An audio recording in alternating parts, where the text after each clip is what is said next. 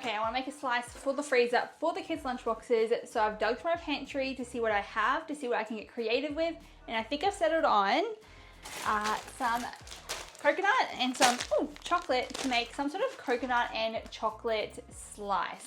So some sort of biscuity coconut base with chocolate melted on top, kind of Bounty Bar vibes, because if you had that, you know it tastes good. So let's wing it and see if we can create something that's really yummy. Now to get started, grab yourself a large mixing bowl and add in 2 cups of plain flour. Initially I started off by adding in 1 cup of shredded coconut, but I did add more later on, half a cup of brown sugar, 250 grams of melted butter, and a dash of vanilla.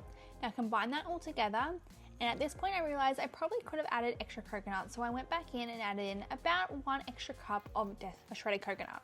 Desiccated coconut here will also work really well, and I feel like it would spread better within the mixture, but I'm using what I already have. So I combined that all well together, and then I grabbed a lined baking tray and I poured in that mixture. Once I poured that in, I got my hands in there and spread it out and pressed it down nice and evenly. Want to make sure there are no high or low spots so it cooks evenly, and then I use a glass to flatten it out even better. You don't need to use a glass though, this is just a handy little tip that I like to create a smooth surface. Now use a fork to poke holes along the base. This will allow it to cook evenly, and pop it in the oven at 160 degrees Celsius for about 25 to 28 minutes. Now I want to add a chocolate top to this, so I added in 250 grams of dark chocolate chips and 1 tablespoon of coconut oil into a large heat-proof jug.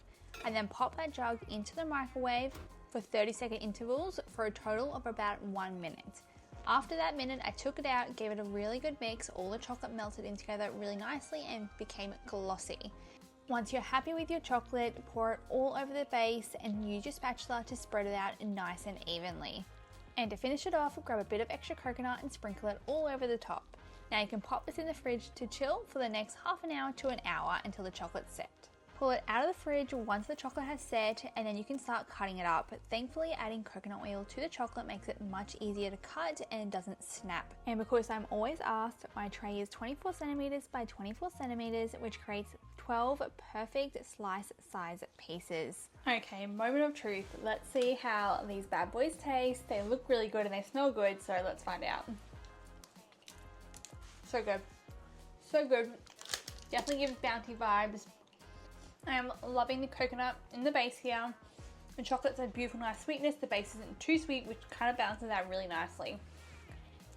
I think the only thing I'll do differently next time is add desiccated coconut rather than shredded coconut in the base, but I only use shredded coconut today because I really need to use it. And in either way, it has the same kind of flavors.